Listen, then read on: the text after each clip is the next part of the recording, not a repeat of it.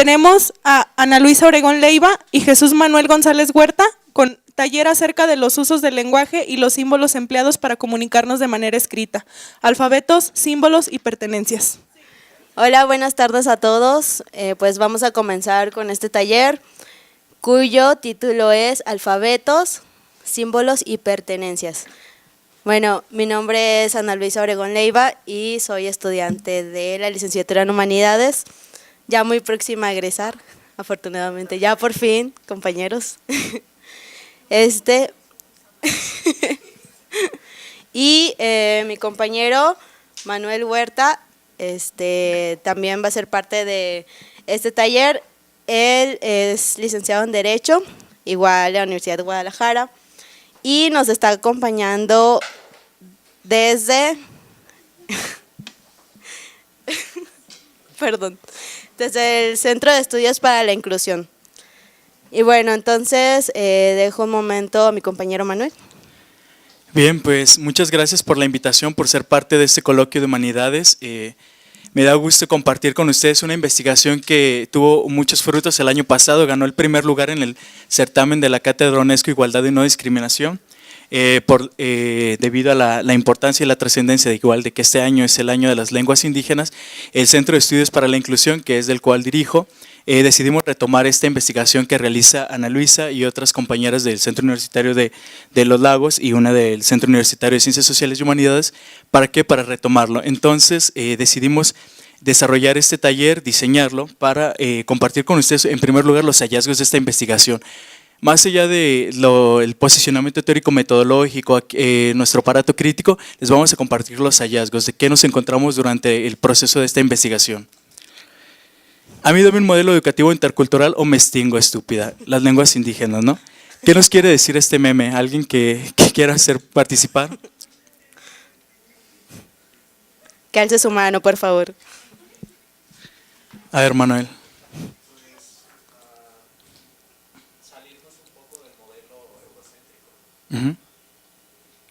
¿Alguien más que tenga alguna lectura de este meme? Pues básicamente ser abiertos. Recuerdo que en otra conferencia que habíamos tenido estaban hablando del caso de un norte en el que pues la mayoría muchos estudiantes eran huiráricas, hablaban su lengua, aparte hablaban español y aparte se les pedía que hablaran inglés. Entonces se pedía que entendieran esta parte, que ya estaban hablando un idioma aparte del materno. Claro, y que eso se lleva a cabo en la Universidad de Guadalajara, ¿no? O sea, en un sistema universitario. ¿Alguien más?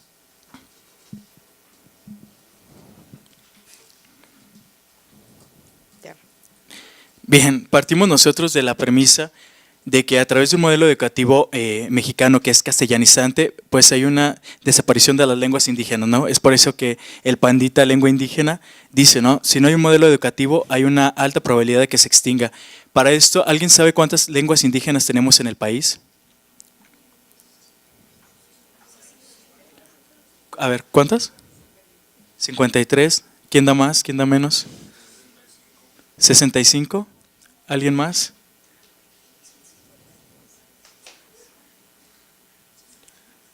¿No? Son 68. 68, de las cuales hay una alta probabilidad de que en su mayoría se extingan. El día de ayer nos encontramos una nota de que una de las últimas hablantes de una lengua en Sonora pues había fallecido, ¿no? Quedando solamente 4 hablantes de esta lengua, y que no nos parece nada gratuito, ¿no? Si nos enfocamos a cómo vivimos o cómo se viven las lenguas indígenas en los contextos particulares o peculiares de nuestro estado, nos damos cuenta de que haya habido una desaparición. No sé si alguien conoce el pueblo Coca de Mezcala. ¿No? Bueno, el pueblo Coca de Mezcala se encuentra en una de las luchas jurídicas más emblemáticas. ¿Por qué? Porque pese a que es un pueblo que se asume como un pueblo indígena, ha perdido sus derechos, el derecho a la tierra, derecho al agua. ¿Por qué? Porque han perdido su lengua, sus usos y costumbres y la vestimenta, ¿no? Para pertenecer a este padrón de pueblos indígenas autorizado por la Comisión Estatal Indígena, tienen que tener estos 3 elementos: lengua, usos y costumbres y una vestimenta característica. Si no lo tienen, entonces no pueden pertenecer a este padrón y por lo tanto no se les puede pueden dar estos beneficios o estos privilegios de los que pueden gozar otros pueblos indígenas como prerrogativas de sus derechos humanos. Entonces, ¿de quién es la tarea de la preservación de los usos y costumbres de la lengua, de la vestimenta de los pueblos indígenas? ¿Ustedes quién piensan que es responsable de la preservación de la cultura de los pueblos indígenas?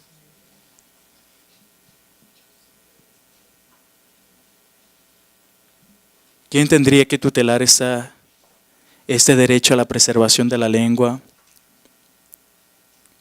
Pues los encargados meramente de alguna asociación indígena, creo yo, no sé. Y sería lo ideal, ¿no? Pero en realidad es el Estado. El Estado mexicano es quien debe garantizar la preservación de los usos y costumbres de la lengua, de la cultura indígena. ¿Y eso por qué? Porque en el artículo 2 constitucional, habla de la pluriculturalidad, ¿no? Entonces, si hablamos de una pluriculturalidad en la Constitución mexicana y no se traduce a las políticas públicas, pues estamos viendo que hay un desfase, ¿no? Entre lo que dice la norma, entre lo que dice la Constitución, nuestra Carta Magna, y lo que ocurre en el día a día con las personas que pertenecen a una comunidad indígena. El objetivo del día de hoy es discutir, analizar, reflexionar o lo que sea que se nos ocurra sobre la desaparición de las lenguas indígenas mediante la castellanización del modelo educativo mexicano. Con esto que vamos a presentar hoy como los hallazgos, así como el taller, queremos discutir, analizar, reflexionar en qué consiste esta desaparición, ¿no? De qué estamos hablando cuando una lengua desaparece frente a la castellanización del modelo mexicano. ¿Ustedes habían escuchado alguna vez esto, castellanización del modelo educativo mexicano? La alfabetización de los pueblos indígenas. Bien, igual Ana, si quieres ayudarme en esta parte de a qué nos referimos con la castellanización. Bueno, pues dentro de nuestro modelo educativo, pues uno de sus objetivos es que todos aprendamos a leer, escribir y hablar el español. Entonces, pues dentro de las comunidades indígenas se enseña el español, sin embargo, además de todo este marco jurídico, también existe pues toda la historia y los marcos sociales, y en los cuales pues desde la colonización se vienen arrastrando ciertas conductas de discriminación hacia los indígenas. Entonces, algo que sufren mucho ellos es que al estar aprendiendo el español, les da pena seguir hablando sus lenguas por todo este contexto social y político. Y bueno, de hecho tenemos un estudio de caso de un compañero al cual su mamá no le enseñó a hablar totonaco, y le preguntamos pues por qué no le había enseñado, y pues él nos dijo que porque a ella le daba mucha pena hablarlo y que no era algo que ella sintiera que debía estar orgullosa. Y bueno, este es un pequeño estudio de caso, sin embargo pues hay muchos puntos de vista. Claro, y esto que señala Ana es bien peligroso, ¿no? Y alarmante. Nos encontramos con jóvenes que señalan que no desean hablar su lengua indígena por miedo a la discriminación, ¿no? También tenemos documentado el caso de una chica que en un laboratorio de paz que se hizo en la Ciudad de México, ella señala que en la UNAM le lavaron la boca con jabón, ¿no? Y cuando hablaban de me lavaron la boca con jabón, todos decíamos, metafóricamente, ¿no? Que le habían lavado, no, fue literal. Su maestro, ella hablaba su lengua indígena, por lo tanto tenía ¿cómo me podría decirlo? Un uso del español muy, muy rústico. Entonces el profesor lo que hizo fue lavarle la boca con jabón, ¿no? Literal. Y entonces esto nos responde al por qué los jóvenes desean alejarse, ¿no? de la identidad, de las identidades, de la lengua indígena, ¿no? ¿Por qué? Por el miedo a la discriminación. La encuesta NADIS del 2017, que se presentó en agosto del 2018, nos muestra cifras alarmantes respecto a la discriminación en el país, ¿no? Que tienen que ver respecto a la pigmentocracia, ¿no? ¿Cuántas personas han sido discriminadas por el color de piel, por su apariencia física y sobre todo por la lengua? Encontramos cifras de arriba del 50% de personas que han sido encuestadas que señalan haber sido discriminadas en lo largo del año. El meme dice mi mami que un modelo educativo castellanizante pone en peligro la preservación de las lenguas indígenas, y aún en el 2019 te da frío hablar de la discriminación estructural. Esto quiere decir que no estamos hablando de la discriminación estructural que sufren los pueblos indígenas al momento de que, en primer lugar, no hay un modelo educativo que se contextualiza a las necesidades particulares de cada pueblo indígena, las políticas públicas asistencialistas con las cuales se atiende a una población altamente vulnerable y que es considerada como un grupo históricamente vulnerado, con los cuales pues, el Estado mexicano tiene una deuda grandísima, ¿no? tenemos este otro meme, ¿no? El modelo educativo mediante la castellanización pone en peligro las lenguas indígenas en México, pero les dimos becas, útiles y uniformes. Se debe replantear el modelo educativo mexicano por su desfase contextual, el cual solo genera analfabetas funcionales e incrementa la brecha de la desigualdad. Pero pusimos comedores. ¿Qué es lo que tenemos que hacer en realidad? El asistencialismo con el que se revisten las políticas encaminadas a la inclusión educativa en México no van a resolver los problemas estructurales. Esto solo reproduce la discriminación estructural e incurre en grandes violaciones a derechos humanos. ¿Por qué estamos hablando de una discriminación estructural y de violaciones graves a derechos humanos? Esto que se enmarca en las convenciones que ha firmado y ratificado el Estado mexicano en cuanto a la defensa de los derechos de los pueblos indígenas, de las personas, el derecho a la educación, el derecho a la salud, una serie de prerrogativas que se encuentran también señaladas en la Constitución mexicana, y a su vez la discriminación estructural. No sé si han escuchado estas becas que les dan, por ejemplo el caso del Q-Norte, ¿no? Hay un programa que atiende a estas personas de provenientes de pueblos indígenas, pero ¿qué pasa? No se equiparan las condiciones, no es lo mismo un chico de Q-Norte que es occidentalizado, que pertenece a un estrato social distinto a la de las personas indígenas, con los 900,000 pesos que les dan a un chico que tiene que trasladarse quizá todos los días, que tiene que pagar una renta. Es decir, las condiciones no se equiparan, por lo tanto, cuando estos salen al campo laboral, pues no se encuentran como en las mismas condiciones, ¿no? Un caso muy particular es el del ITESO en Guadalajara, el cual tiene una beca, la beca de la interculturalidad, en la cual pues llama a estos chicos birras, a estos chicos náhuatl del estado de Jalisco y les otorga la beca, ¿no? Ellos ya no tienen que pagar el financiamiento y no se tienen que endeudar de por vida en el ITESO. Pero ¿qué pasa después, no? Vivimos en un país que es, ya hablamos de la pigmentocracia, del racismo. Cuando ellos salen a buscar trabajo, pues se encuentran con esto, ¿no? Con las barreras estructurales que todavía no han sido derrocadas. Quiere decir que una política asistencial en la que les damos mochilas, les damos becas, no está respondiendo a las necesidades actuales de una población profesionista, pero proveniente de un pueblo indígena. ¿Hasta aquí alguna duda? Sí, claro. Bueno, con esto que mencionas de que se intentan dar cosas como mochilas, becas, y no se inmiscuyen más en cuáles son las necesidades de ciertos estratos, por ejemplo. Recuerdo en 2012, me parece, en la campaña política para elección del presidente, la candidata a la presidencia del Partido de Acción Nacional, que ella hacía insistencia en que iba a regalar tablets a todos los niños que fueran estudiantes, claro. Y tablets, y tablets, y tablets.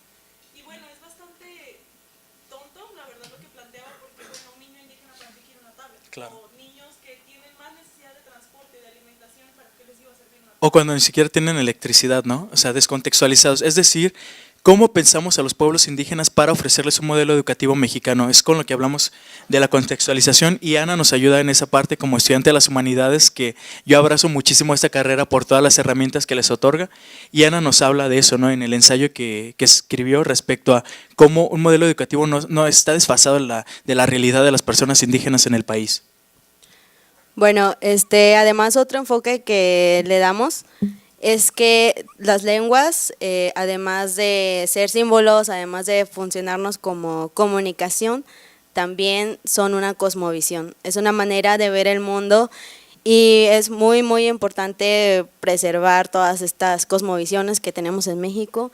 En realidad somos muy ricos en ese sentido, pero pues nos encontramos con este tipo de fallas estructurales. Y bueno, apenas tuve la oportunidad de ir a un seminario que se hace por Julio Cortázar.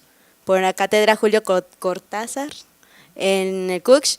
Y bueno, en esta ocasión la exponente fue Concepción Company, y ella retomó este tema en un momento.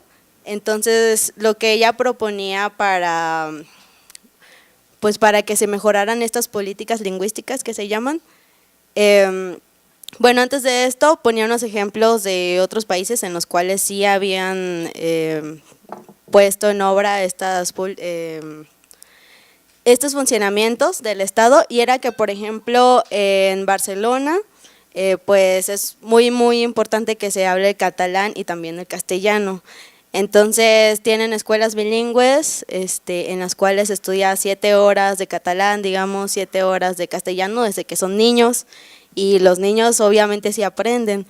Y también algo que ella remarcaba mucho dentro de estas situaciones es que los indígenas pues tienen muchísimas lenguas nativas y hablando estas lenguas no tienen las mismas posibilidades que los que hablan castellano, no tienen la misma posibilidad de empleo, no tienen la misma posibilidad de tener una vida integral, se ven obligados a aprender castellano y además de esto, pues de toda la discriminación que existe.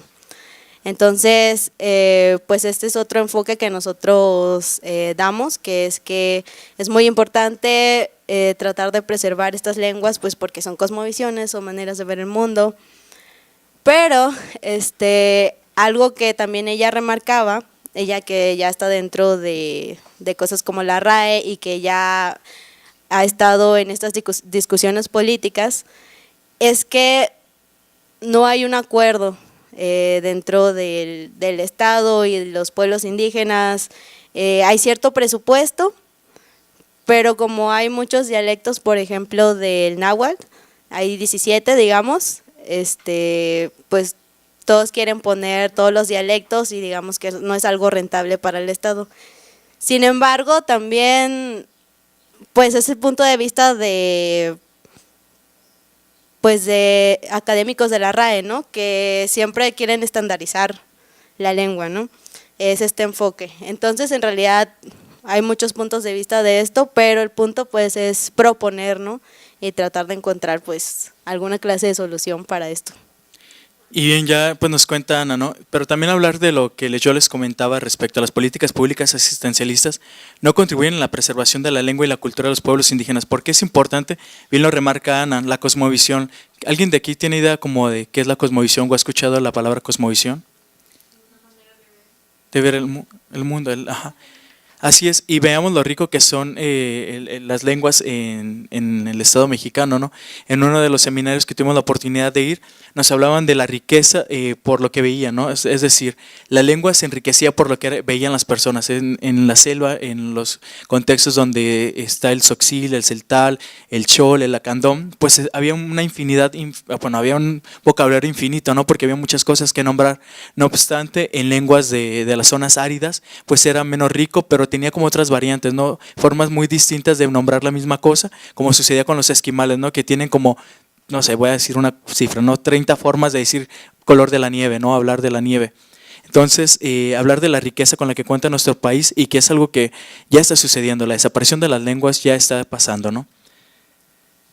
Y pues que les acabamos de mencionar pues solamente es un esbozo de la investigación que realizamos respecto a la desaparición de las lenguas indígenas y por qué le damos seguimiento. Lo mencioné al principio porque este es el año de las lenguas indígenas, porque se trata de un asunto de derechos humanos y en el Centro de Estudios para la Inclusión lo que hacemos pues es generar información, generar investigaciones, vale la redundancia, para poder traer a estos grupos históricamente discriminados hacia la inclusión, ¿no? Encaminarlos hacia unas políticas incluyentes, integrales y eficientes. Vamos a pasar ya a la parte divertida de esta exposición, el taller que diseñamos sobre alfabetos, símbolos y pertenencias. Ana nos va a comentar por qué le pusimos este nombre, ¿no? Alfabetos, símbolos y pertenencias. Bueno, pues elegimos ponerle este título porque dentro de la dinámica van a exponerse a diferentes alfabetos que existen alrededor del mundo. Estos alfabetos pues engloban símbolos también y también engloban identidades. Y bueno, dentro de todos estos alfabetos también nos encontramos en la globalización, entonces nos vamos a poner a prueba ahorita. Y para ello nuestro objetivo es reflexionar sobre los usos del lenguaje y los símbolos empleados para comunicarnos de manera escrita y su relevancia como recurso o elemento identitario. Lo que bien señala Ana, ¿no? Cómo los alfabetos funcionan o de alguna manera son elemento en la construcción de la identidad, pero también hablamos de la pertenencia y del arraigo. No sé si alguien aquí ha tenido oportunidad de viajar a otras latitudes de la Tierra y te encuentras con, no sé, que hay, aunque sea con el alfabeto latino, en francés o en inglés y de pronto te encuentras con una palabra en español y sientes que te reverberea algo, ¿no? Ahí la nostalgia y para esto pues nosotros partimos también de la hipótesis del mercado de la nostalgia, ¿no? Como también el alfabeto, la lengua, el sonido, ¿no? Escuchar nuestro español, estamos en un lugar extranjero y escuchamos el español nos genera algo, ¿no? La morriña del terruño que señalan algunos académicos Peggy Levick tiene una investigación fascinante respecto a los países escandinavos y en la construcción de los museos, ¿no? Cómo a través de los elementos culturales también generamos pertenencia y arraigo y sentirnos parte de algo, ¿no? A final de cuentas, en la crisis civilizatoria que nos encontramos, es necesario que nos sintamos parte de algo, ¿no? No sé, los mexicanos, por ahí ustedes de humanidades ya leyeron a Vasconcelos, ¿no? La tarea tan importante que tuvo, ¿no? De hacer la educación, pero también arraigar esta idea del mexicano, ¿no? Después de la Revolución Mexicana, cómo se tiene que generar la idea del mexicano, ¿no? El objetivo específico es analizar el impacto de la globalización en la mutabilidad del lenguaje escrito, como bien señalaba Ana, explorar la relación intrínseca entre las personas y los alfabetos, sentido y arraigo y pertenencia. ¿Ustedes ya estaban familiarizados con esos alfabetos que vemos aquí en pantalla? ¿Podemos reconocer alguno? El árabe, aquí dice nuestra compañera por allá. ¿Griego? ¿Y chino? Es japonés.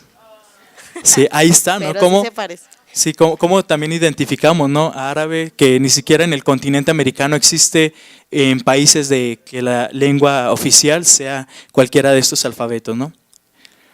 La metodología. Ana les va a explicar la metodología, pero antes de pasar a que Ana nos explique la metodología, ¿reconocen esos alfabetos?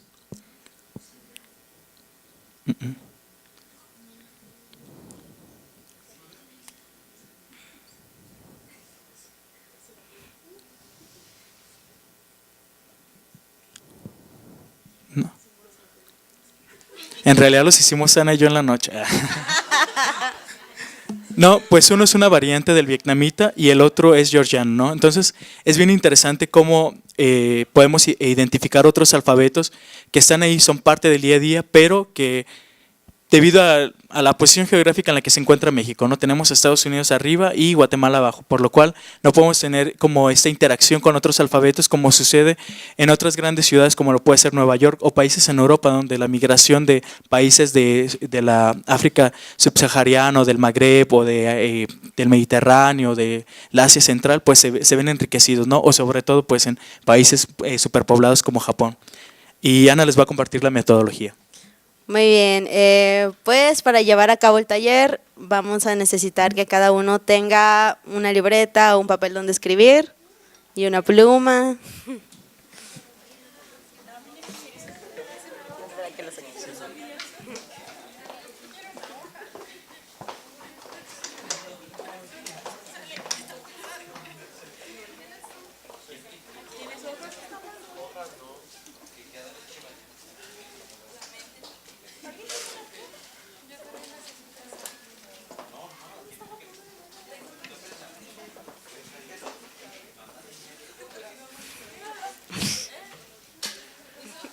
¿Preparados? ¿Preparadas?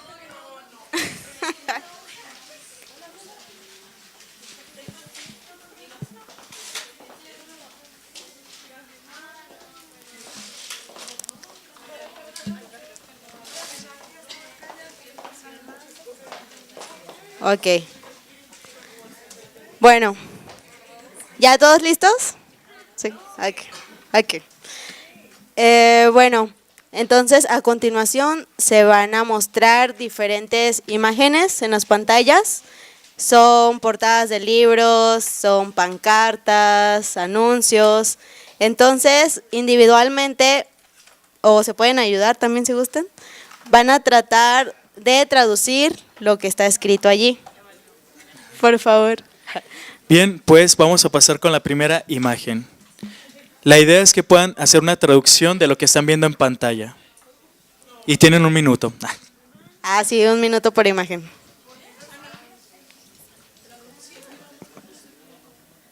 ¿Ah, sí? Bueno, medio minuto. ¿Sí? Sí, esta es una portada. Sí, para agilizar la actividad podemos tratar de hacer una traducción y pues escribirla si es necesario y tratar de compartirlo para que esto pueda ser más participativo. Entonces, si alguien ya tiene una idea, pues puede levantar la mano y decirnos qué le significa. A ver, compañera. Ajá. ¿Dónde está el corazón? Bien, ¿alguien más que... ¿Qué es? ¿Qué es lo que estamos viendo en pantalla? No, pero es una portada de un libro, un cartel. Un libro Ajá, infantil, sí, sí. bien. Ujú. ¿Alguien más que se le ocurra qué dice ahí en georgiano?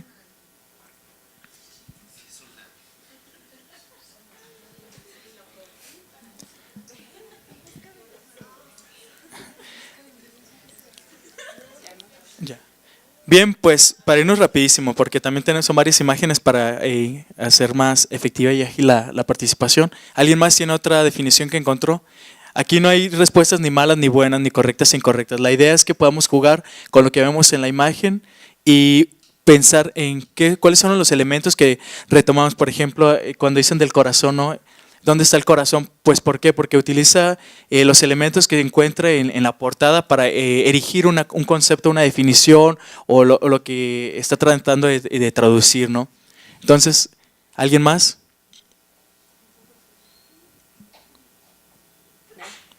¿No? ¿Pasamos a la siguiente? Aquí, ¿qué creen que está diciendo esto? ¿Un libro? Ajá.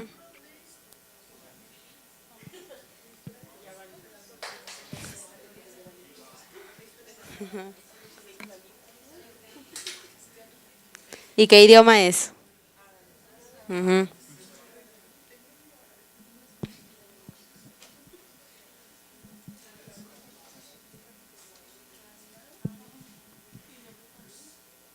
¿Una idea? Sí.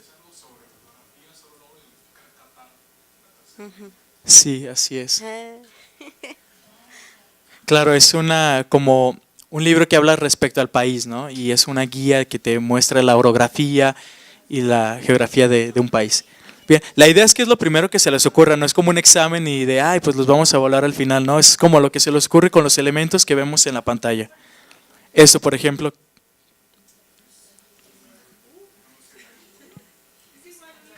Un libro infantil, bien.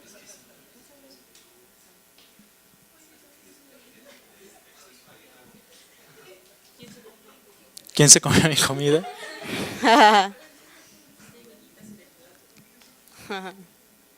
Sí, sí. Claro, sí va muy por ahí porque vemos los elementos, ¿no? Está la cabecita del monstruo, el niño como que está buscando qué sucedió con su comida y las huellitas, ¿no? La siguiente, un anuncio. ¿Es una Sí, indicación? una Bien. indicación. ¿En qué idioma es? ¿En qué alfabeto está?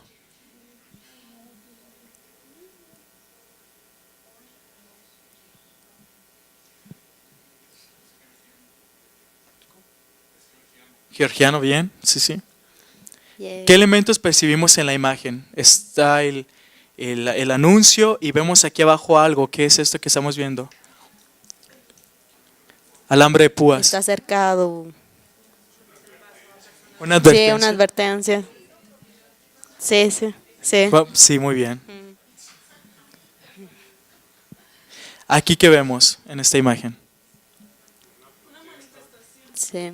¿Qué se les ocurre que está diciendo este hombre en la pancarta?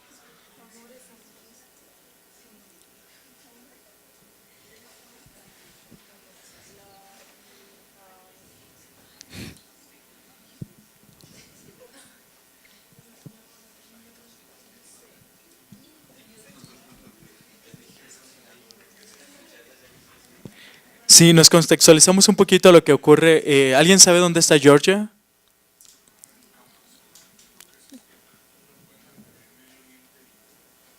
¿Y Europa? Europa del Este. Ujú. Si nos acercamos un poquillo al contexto, las protestas, ¿qué podría estar? ¿Está en un concierto o está en una protesta social, está exigiendo derechos o quizá le está diciendo a su esposa, cásate conmigo? Con los elementos que vemos en la imagen, ¿ustedes qué creen que podría ser? Protesta social. Muy bien. Vamos a pasar a la siguiente imagen. ¿En qué alfabeto se encuentra esta imagen?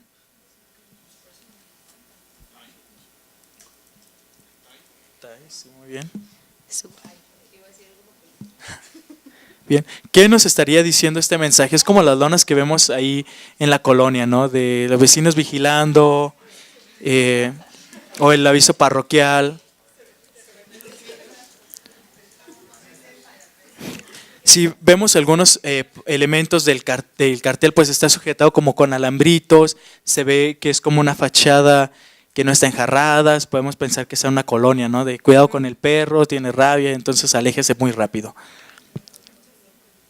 Vamos a pasar a la siguiente imagen. ¿Qué es esto? ¿Qué podemos ver en esta imagen?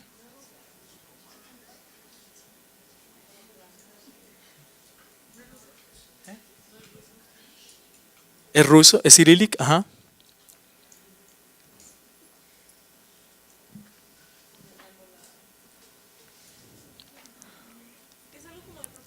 Ajá, pues es un cartel de propaganda.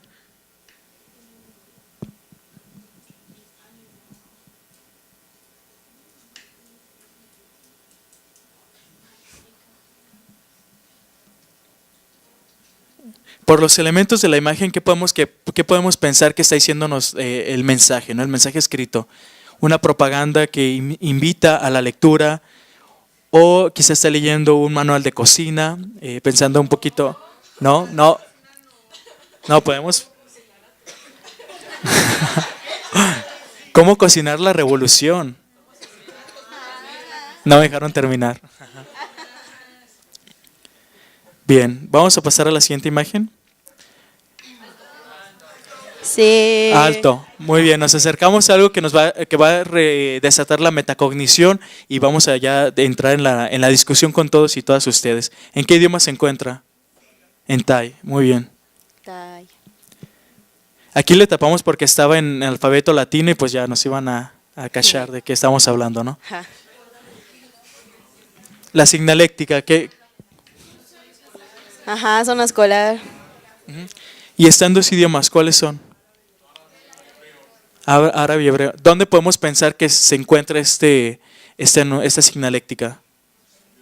En Israel, muy bien. Lo que les comentaba hace rato, ¿no? La convivencia que podemos tener con los alfabetos, con los idiomas, pues refiere también a la posición geográfica de los países en los que nos encontremos. La siguiente. Árabe y hebreo, bien. Y por el contexto del letrero, ¿qué podría ser? Muy ¿Una bien. bienvenida? Sí. Sí, es una bienvenida. La bienvenida a Israel, ¿no? Las paletas las van a recoger al final.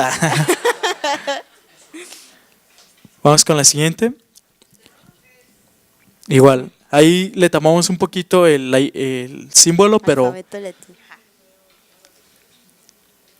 vemos un signo de interrogación y los dos alfabetos. ¿Qué querrá decir este cartel? Baño, ¿qué relacionamos con el signo de interrogación? Información. Sí, información. Bien, el cartel dice información.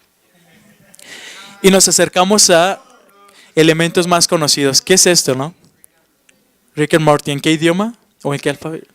En árabe. Bueno, pues aquí tenemos la portada de Rick and Morty en la versión árabe, ¿no? Nos damos cuenta de que hay elementos con los que nos familiarizamos más. Comenzaron a asociar los conceptos a lo que veíamos en la imagen. ¿Por qué? Porque veíamos otras cosas que nos parecen mucho más familiares, ¿no? La signaléctica, aquí Rick and Morty. Y esto quiere decir cómo asociamos también los alfabetos con las imágenes, ¿no? Cómo toda esta información ya la poseemos, no ha sido procesada porque, por ejemplo, no podemos aquí traducir lo que dice, pero nos da una idea, ¿no? Dice Rick and Morty, abajo dice el nombre del creador, pero quizá aquí abajo arriba de KSA dice no apto para menores o que no es halal, ¿no? Que el halal es la condición que tienen los musulmanes respecto a si un programa es permitido o no es permitido, ¿no? Eso no lo sabemos porque pues no sabemos árabe, pero podemos inferir, ¿no? Inferir con base a la información que ya tenemos. Y bueno, a partir de esta imagen, también nos vamos a relacionar muchísimo con la globalización y con el Internet, porque a través del Internet día a día vemos muchísimos anuncios, muchas imágenes, y también tiene que ver con toda esta información que vamos almacenando en nuestro cerebro, pero que sin embargo a veces no podemos comprender, pero con la cual ya estamos familiarizados, por ejemplo con esta imagen, ¿verdad? Y con las que siguen. Esta imagen, ¿qué les dice?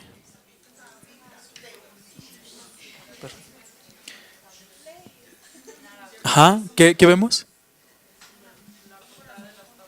De las papas de papa. Ujú. Muy bien. ¿Nos es familiar el logo? ¿Cuál es? Sabritas. ¿En qué idioma está? En árabe. Pues existe Sabritas es en Latinoamérica, Lay's en Estados Unidos, en Europa, y pues bueno, se tropicaliza, ¿no? Estando en contextos asiáticos, en contextos africanos, se tropicaliza con base al idioma o al alfabeto que se encuentra en la región. Coca-Cola por igual, ¿no? Aquí podemos ver 4 latas. ¿En qué idiomas están?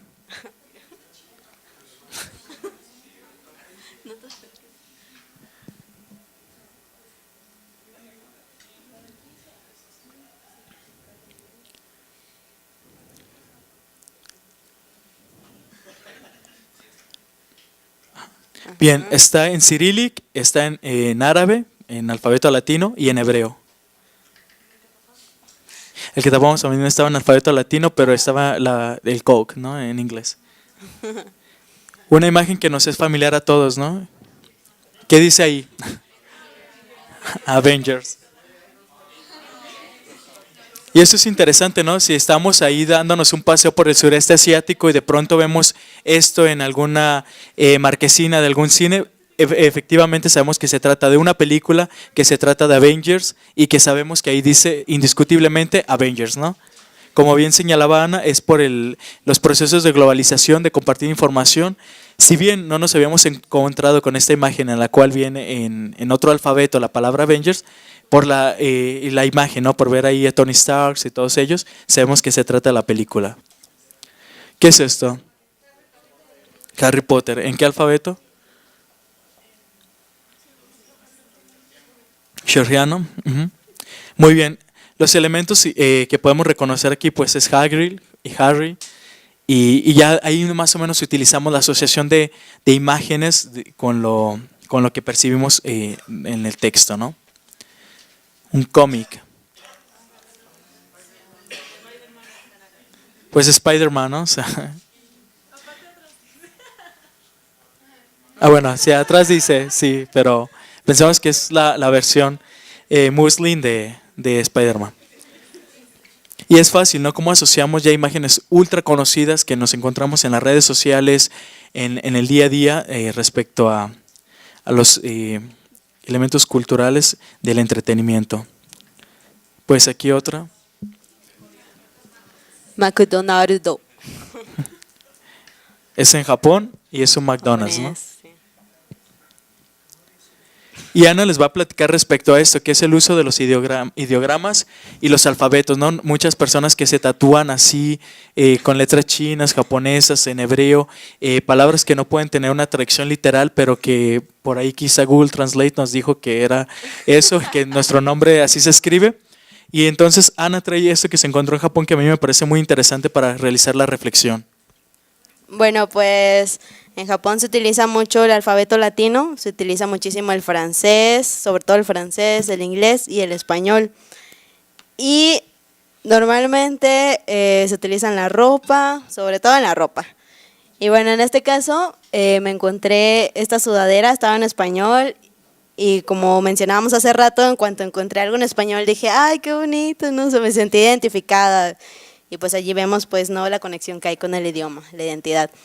Y cuando lo leí, dije, ¡ay, ay, ay! Eso los voy a leer. Dice, huela bonito con flor de mini. Y abajo dice, ponga... A ver, ¿cómo dice? Póngase la botella en posición horizontal.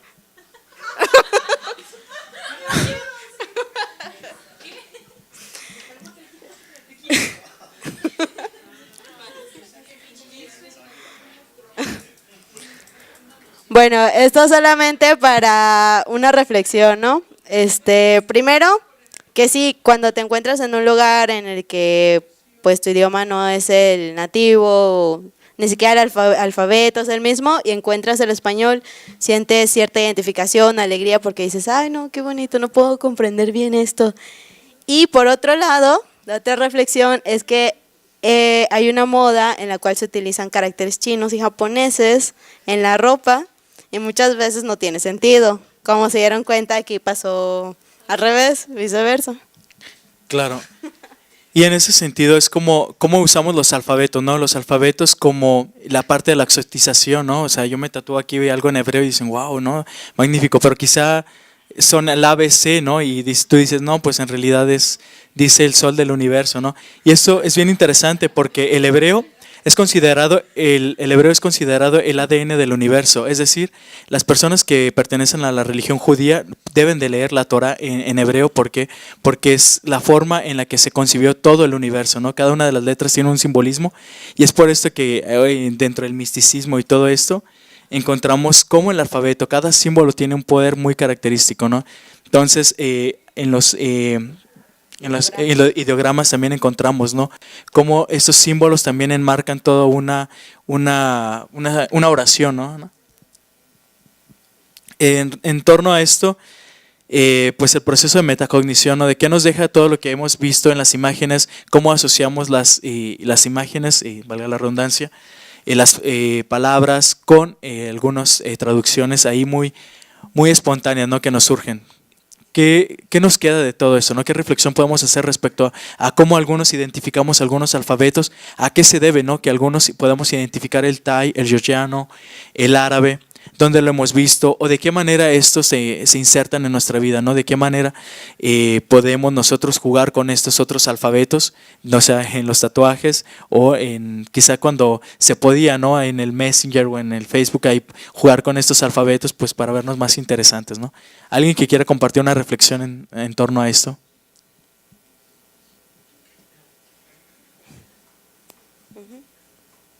A ver, aquí la compañera que dijo ¿qué?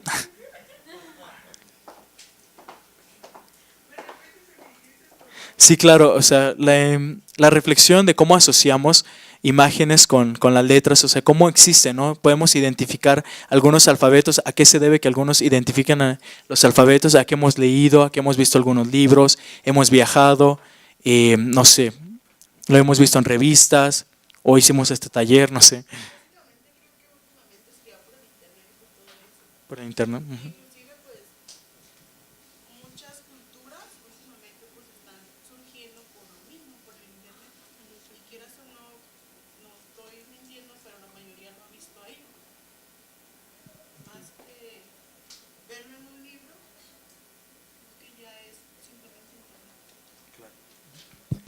¿Alguien más? Otra podría ser la misma globalización. Uh-huh, por favor. Hay un lenguaje universal, por lo tanto que si sabemos, o sea, sabemos cuáles son las señales de peligro, cuáles son las señales no sé, incluso las de tránsito, por ejemplo, logo alto, o sea, sabes que esa es la forma de la señal y todo. Y esta asociación, ¿no? De un lenguaje universal que pueden ser las imágenes que nos pueden salvar la vida en muchísimos contextos, ¿no? Por ejemplo, pensar que estamos caminando por Israel y nos vamos a acercar al Kotel, que es el muro sagrado, y de pronto tú quieres agarrar una piedra, ¿no? Y ves una manita que dice, pues significa no tocar, ¿no? O ves la imagen de un hombre y una mujer, sabes que tienes que caminar por lados distintos porque no se permite la entrada de mujeres a la sección de hombres en esta parte del Kotel, ¿no? ¿Alguna otra que se les ocurra a ustedes? ¿Cómo asociamos también estas imágenes de advertencia, de peligro, de escuela? Pensamos que, digamos que si no, en un futuro hipotético, el español desapareciera, ¿cuáles serían los elementos que podríamos rescatar de este alfabeto, de esta lengua? Bueno, pues incluso los colores, ¿no? O sea, nos muestran algo. Sabemos que si vemos color rojo es advertencia, es peligro, es alto. Y por otra parte, el color verde o el color amarillo, o sí, colores hasta en cuestión de género, el rosa y el azul. Claro.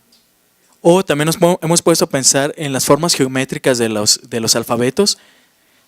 El georgiano que tiene estas circularidades, el árabe que es mucho más lineal hacia abajo y escrito de la derecha a la izquierda.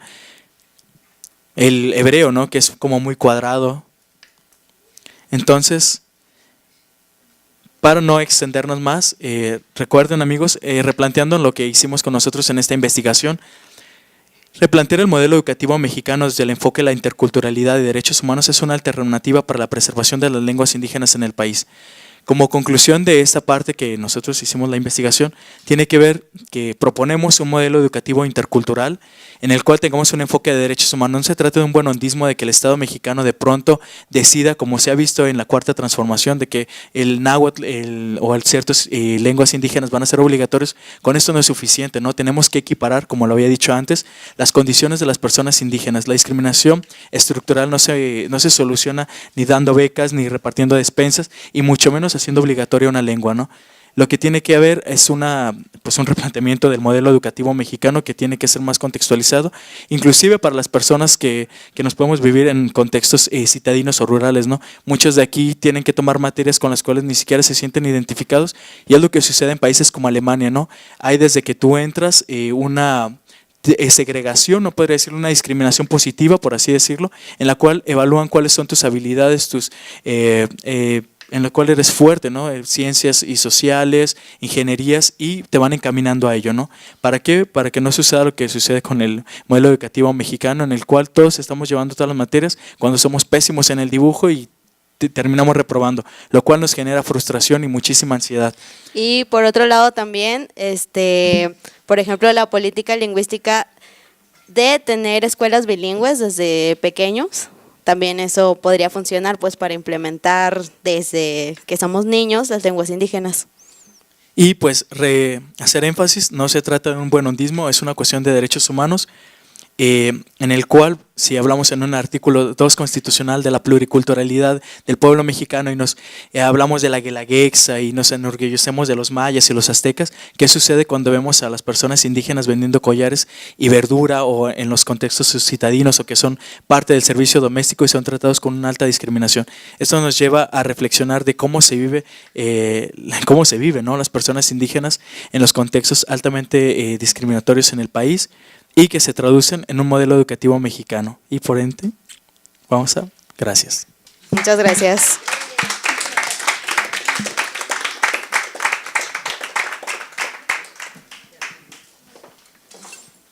Hacemos entrega de la constancia por su participación en el coloquio.